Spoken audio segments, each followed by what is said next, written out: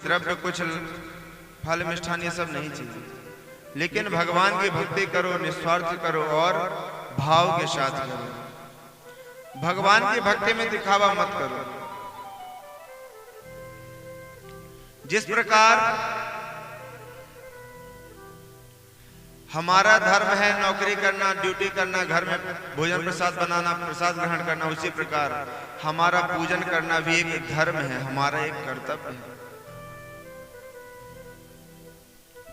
आज के समय चल रहा है कि गौ माता हमारी जगह जगह पर मारी मारी डोल रही है।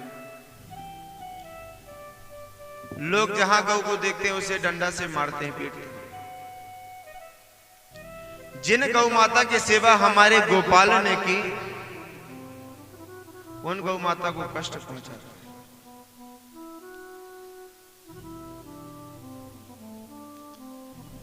एक बार गौ माता रो रही थी, तभी एक युवक ने पूछा कि माता आप रोते क्यों हो? आपको जो कष्ट देता है आप उसको कष्ट क्यों नहीं देते हो? तब गौ माता क्या कहती है कि देखो, पुत्र भले कुपुत्र हो जाए, लेकिन माता कभी कुमाता नहीं होती। कहते हैं माँ तो दुग्धपान कराते तो अपने बालक भले कैसा भी हो, लेकिन हमेशा उसके प्रति दयालु। तो गौ माता कहते हैं कि इन सभी ने मेरा दुग्धपान किया है, वो तो मेरे बालक हैं, उनको समझ में नहीं आ रहा, लेकिन मैं उनको कष्ट कैसे दूं? मैं अपने बालकों को कष्ट कैसे दूं? तो जब गौ माता आपके लिए ऐसा आपको अमृत पान कराती हैं और आप उन्हीं गाय को मारते हो, उनकी तो सेवा करना चाहिए। गावः सर्वभूतानां, गावो विश्वस्य मातरः, गाय तो विश्व की माता है बंधु।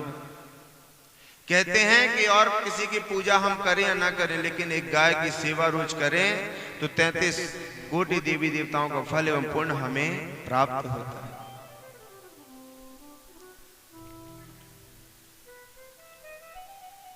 सुशीला ने भक्ति भाव से वो एक चावल का आधा टुकड़ा सुदामा जी ने अर्पण किया था, आधा रुक्मिणी जी को सुशीला ने अर्पण किया था, लेकिन उसका फल देखो आज सुदामा जी को और सुशीला जी को कितना मिला। कहते हैं भगवान को भक्ति से रिझाओ, भगवान को प्रेम से रिझाओ। पत्रम पुष्पम फलम तोयम यो मे भक्त्या प्रयच्छति तदहम भक्त कृष्णामि प्रयतात्मना। भगवान को हम कुछ नहीं दे सकते और भगवान मांगते भी कुछ नहीं। भगवान कहते हैं मुझे पत्र अर्पण करो, लेकिन उसमें प्रेम होना चाहिए। पुष्प अर्पण करो, लेकिन उसमें प्रेम होना चाहिए। अगर आपके पास पुष्प नहीं है तो जल भी अर्पण करो, लेकिन उसमें प्रेम होना चाहिए। सुदामा जी महाराज सुशीला सुदामा जी की आरती कर रही हैं और कहते हैं चलिए हम अपने महल में प्रवेश करते हैं। सुदामा जी ने महल में देखा, मन में विचार करने लगे कि इस महल में अब हमारा भजन पूजा पाठ में मन नहीं लगेगा, इसलिए आप लोग इसमें रहो और मैं तो चला बाहर।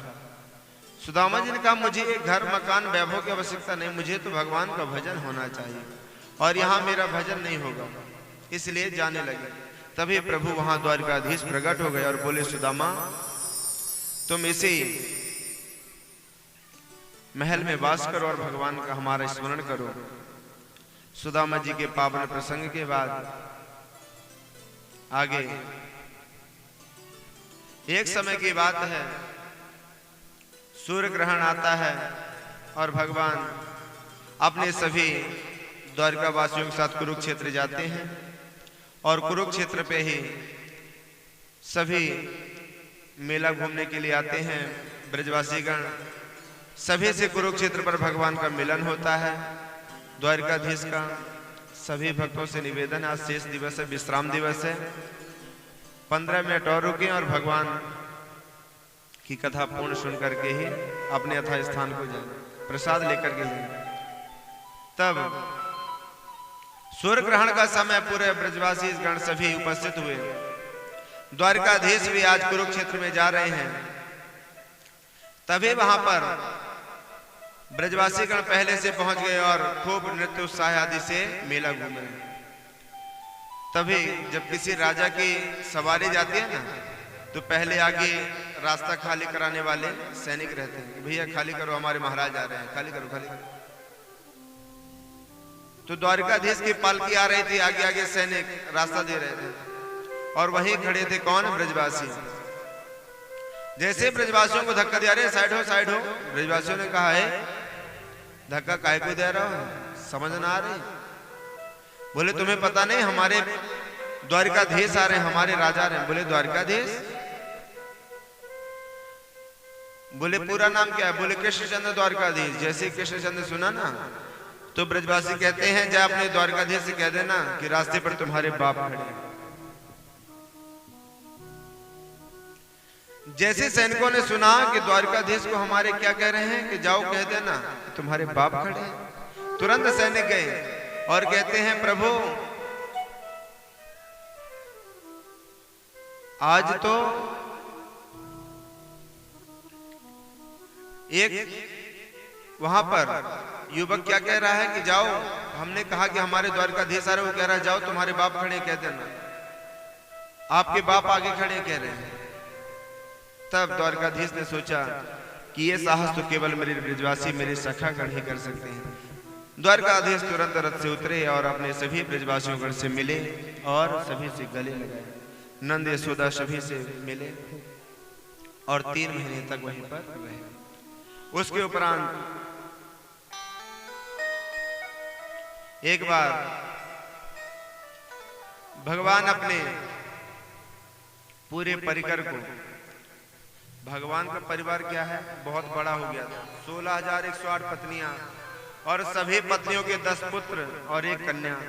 तो अब काउंटिंग कर लीजिए कितनी संतान होंगे, कितना बड़ा परिवार रहा होगा।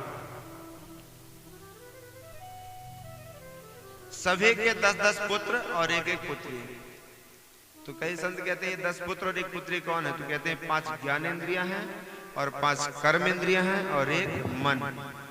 तो 10 पुत्र हो गए कौन? 5 ज्ञानेंद्रियां, 5 कर्मेंद्रियां और 1 मन हो गया जो बालिका है। सभी के 11-11 संतान हुए, 10 पुत्र और 1 बालक।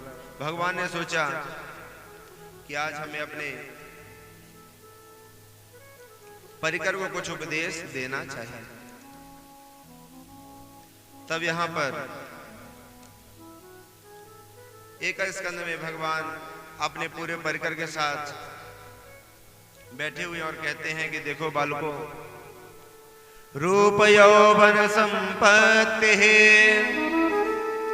प्रभुत्ताम विवेकता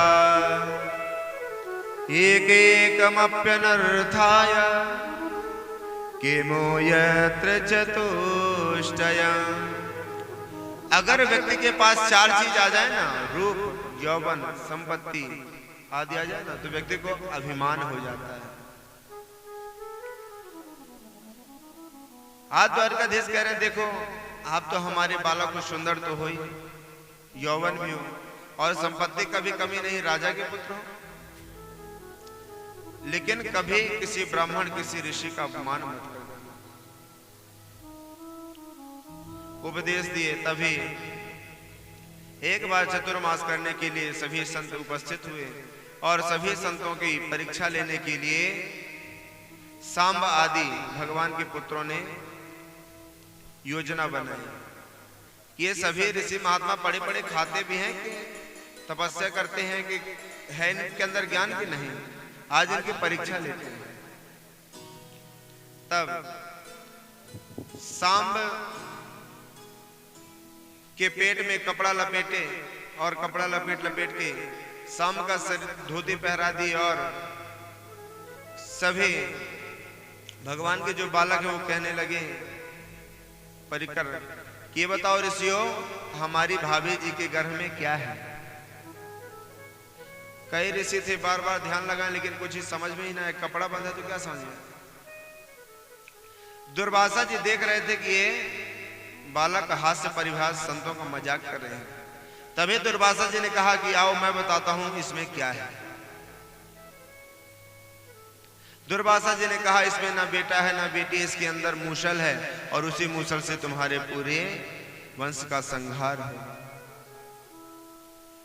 जब देखा गया तो वास्तव में मूसल निकला। बोले क्या करें? तो बोले पीस पीस के बहा दो। बहाने लगे तो उसी से एक घास निकले और उसी घास से पूरे प्रभु के वंश का गोविंदाय नमो नमः। इसके बाद भगवान अपने परम धाम को चले गए। नव योगेश्वरों की कथा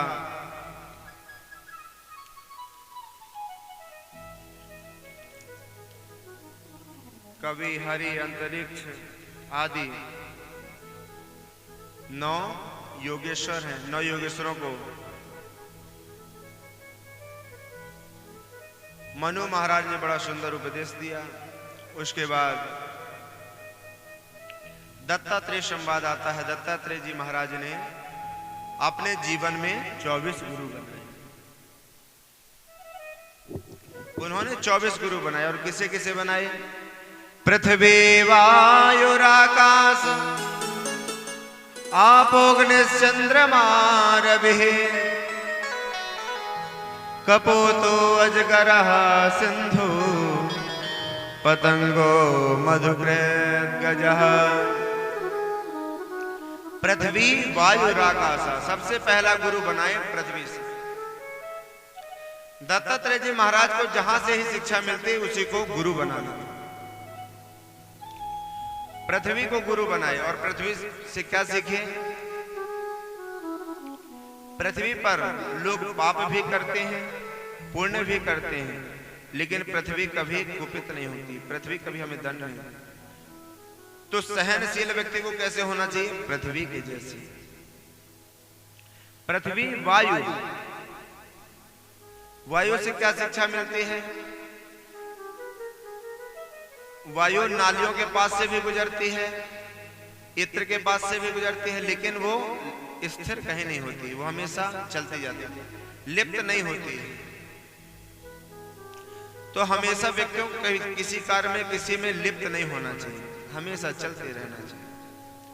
पृथ्वी वायु आकाश, आकाश को गुरु बना। अजगर को गुरु बनाया। कहते हैं अजगर करे न चाकरी, पंछी करे न काम, काग मलुका कह गए सबके दाता। कहते हैं भगवान तो सबको, अगर भगवान ने जन्म दिया तो सभी को प्रसाद देंगे, लेकिन हमें भगवान का स्मरण हमेशा होना चाहिए। मधुमक्खी से शिक्षा ली उन्होंने। मधुमक्खी हमेशा जोड़ती रहती है, लेकिन एक दिन कोई आएगा उसको हिलाएगा और मधुमक्खी उड़ती रहेगी, पूरा रस ले जाएगा। तो कभी व्यक्ति को मधु के जैसे इकट्ठा नहीं करना चाहिए, जोड़ना नहीं चाहिए। कई लोग क्या कहते हैं, हमेशा जोड़ते रहते, धन कभी भगवत कार्य में, किसी धर्म कार्य में उसका उपयोग नहीं करते। धन कभी इकट्ठा नहीं करते, धन जो इकट्ठा करता है उसका उपयोग नहीं करता।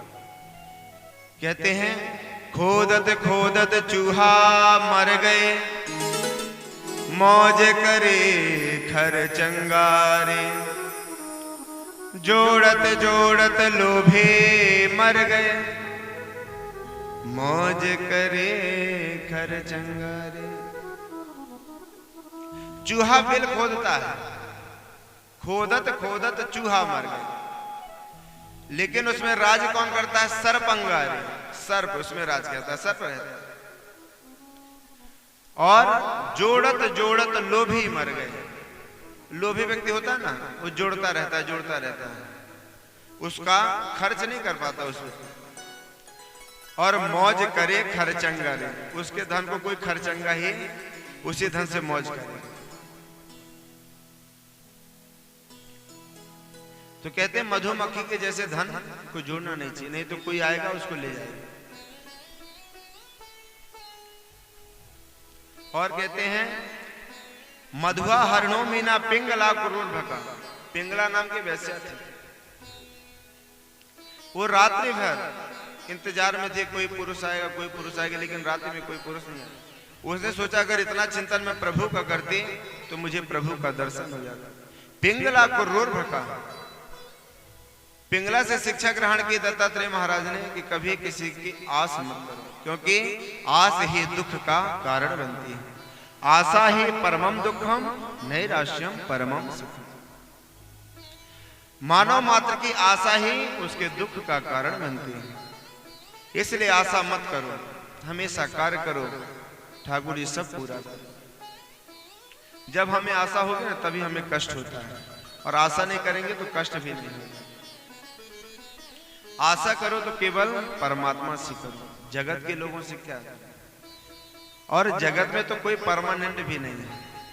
तेल चमेली चंदन साबुन चाहे लगा लो सेंट। हो तेल चमेली चंदन साबुन चाहे लगा लो सेंट। जगत में कोई न परमानेंट, जगत में कोई न परमानेंट, जगत में कोई न परमानेंट। ओ जगत में कोई न परमानेंट, जगत में कोई न परमानेंट।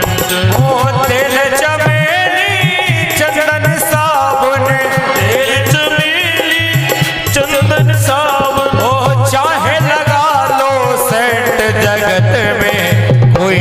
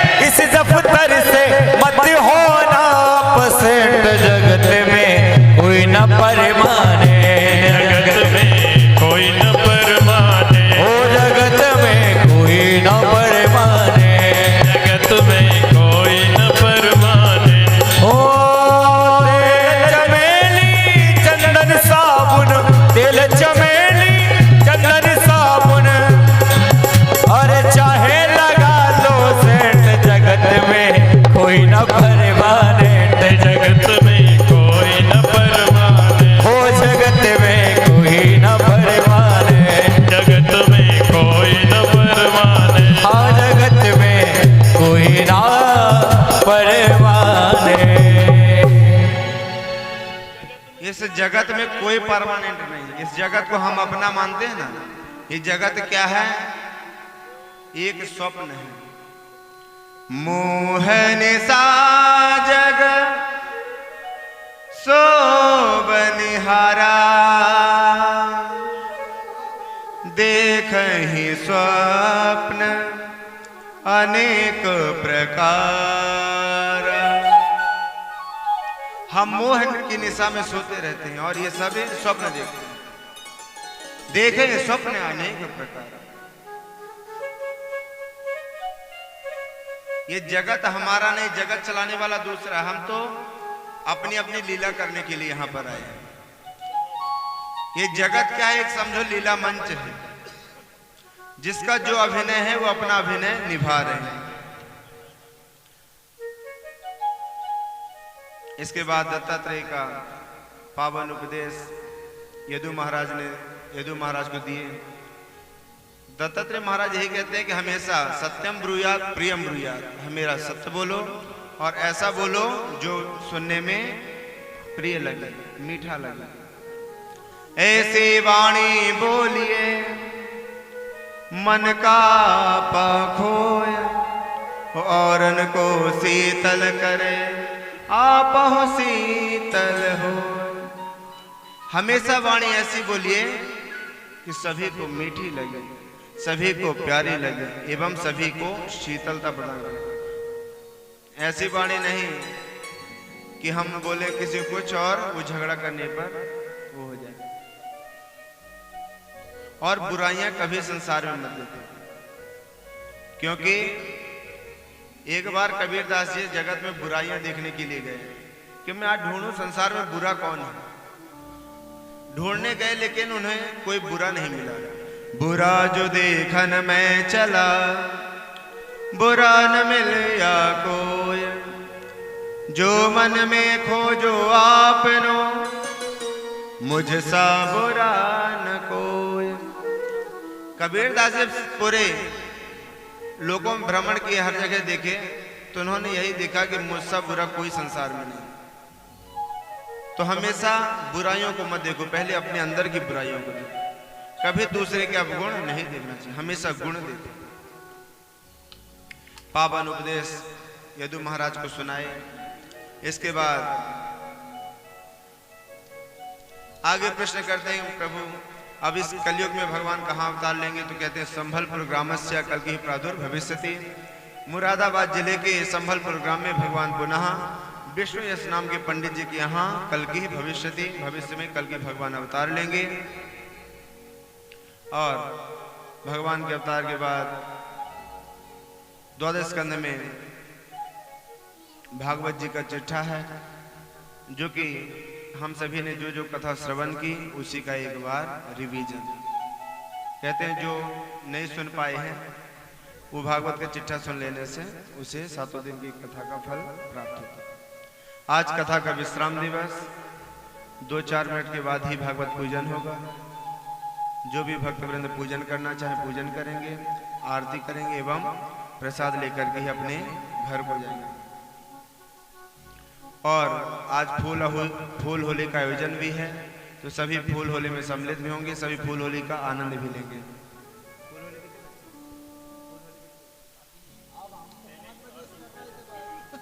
फूल होली का महोत्सव भी साथ ही साथ है। कथा विश्राम भागवत पूजन चलता रहेगा और फूल होली चलती रहेगी। तो भागवत जी के चिट्ठा में सबसे पहले हमने महात्म्य में भक्ति ज्ञान वैराग्य का संवाद श्रवण किए एवं प्रथम स्कंद में सुखदेव जी का वर्णन, परीक्षित जी का जन्म, द्वितीय स्कंद में भगवान के विराट रूप का वर्णन, तृतीय स्कंद में सृष्टि वर्णन, शिव जी का विवाह एवं मनुकर्दम संवाद आदि हमने कथा श्रवण की। चतुर्थ स्कंद में ध्रुव जी का महाराज का चरित्र, ऋषभ देव जी का चरित्र, प्रियव्रत जी का चरित्र हम सभी ने श्रवण किया। पंचम स्कंद में खगोल भूगोल, दीपों का वर्णन, नरक वर्णन हम सभी ने श्रवण किया। षष्ठम स्कंद में भगवान के भक्त अजामिल जी का चरित्र हमने श्रवण किया, जो एक बार नारायण नाम ले लेते हैं उसकी भी जीवन से सदगति हो जाती है। जय भले वो किसी रूप से नाम ले। अजामिल ने अपने पुत्र नारायण बालक के नाम से ही भगवान को प्राप्त किया। सप्तम स्कंद में हमने प्रहलाद जी का चरित्र श्रवण किया और अष्टम स्कंद में मनवंतरों की कथा श्रवण की, समुद्र मंथन श्रवण की। नवम स्कंद में सूर्यवंश का वर्णन एवं चंद्रवंश का वर्णन आदि श्रवण किए। दसम स्कंद में भगवान बालकृष्ण जी का जन्मोत्सव, बाल लीला, माखन चोरी लीला, ब्रजरज लीला, गिरिराज धरण भगवान को उठाना, काली दह मर्दन एवं कंसवध एवं भगवान द्वारिकाधीश का विवाह आदि हमने श्रवण किया। एक स्कंद में हमने नवयोगेश्वरों की कथा, दत्तात्रेय जी महाराज का पावन चरित्र और द्वादश स्कंद में आश्रय है और कहते हैं भगवान कब अवतार लेंगे, तो भगवान पुनः जब पृथ्वी पर धर्म कर्म होना कम हो जाएंगे तभी भगवान पुनः अवतार लेंगे। कहते हैं जिस प्रकार ये हमारा शरीर 5 तत्वों से निर्मित है ना, क्षितिजल पावक गगन समीरा पंच रचित अधम शरीरा, उसी प्रकार ये पृथ्वी भी 7 तत्वों पर टिकी है। पृथ्वी 7 तत्वों पर टिकी है। वो 7 तत्व कौन कौन से? गोभिर विप्रवेदेस्या सतेभिः सत्यवादिभिः अलुब्धः दानशीलस्य सप्तभिर्जायते मही। ये पृथ्वी हमारी 7 तत्वों पर ही टिकी है। वो कौन कौन से 7 तत्व हैं? कहते हैं गोभी अर्थात गाय। अगर गाय नहीं रहेगी ना तो हमारे जितने धार्मिक अनुष्ठान होते हैं वो होना बंद हो जाएंगे, क्योंकि जब तक गाय के गोबर से हम लेपन नहीं करेंगे तब तक स्थान पवित्र नहीं होगा। गाय के दूध दही घी शहद आदि इसका पूजा में प्रयोग नहीं करेंगे तब तक हमारा कोई पूजा सफल नहीं होगा। इसलिए अगर गाय नहीं रहेगी तो फिर ब्राह्मण अपने आप खत्म हो जाएंगे। क्यों? क्योंकि जब धार्मिक अनुष्ठान नहीं होंगे तो फिर ब्राह्मण क्या करेंगे? ब्राह्मण वेद नहीं पढ़ेंगे। गोभीर विप्रवेदेस्य, और ब्राह्मण नष्ट हो गया तो वेद ऑटोमेटिक नष्ट हो जाएंगे, क्योंकि वेद पढ़ने का अधिकारी ब्राह्मण है। ब्राह्मण गण वेद नहीं पढ़ेंगे तो लोगों को बताएंगे क्या? अगर वेद नष्ट हो गया तो 4 चीजें अपने आप नष्ट हो जाएंगी। सती भी सत्यवादी, सती अर्थात हमें पति परायणा होना चाहिए। हमें कौन सिखाता है? वेद। सती भी सत्यवाद भी, हमें सत्य बोलना चाहिए। ये हमें कौन सिखाता है? वेद। सती भी सत्यवाद भी अलुब्धा, हमें लोभ रहित रहना चाहिए। ये हमें कौन सिखाता है? वेद। और दानशील, हमें दान करना चाहिए। ये भी हमें कौन सिखाता है? वेद। 7 दिन की पावन कथा राजा परीक्षित ने श्रवण की और कथा श्रवण करने के बाद दिव्य विमान आया और राजा परीक्षित का परम धाम गमन। बोले परीक्षित जी महाराज की जय, सुखदेव भगवान की जय। आइए हम सभी सुखदेव भगवान को प्रणाम करते हैं एक भजन के माध्यम से। हर की कथा सुनाने वाले, प्रभु की कथा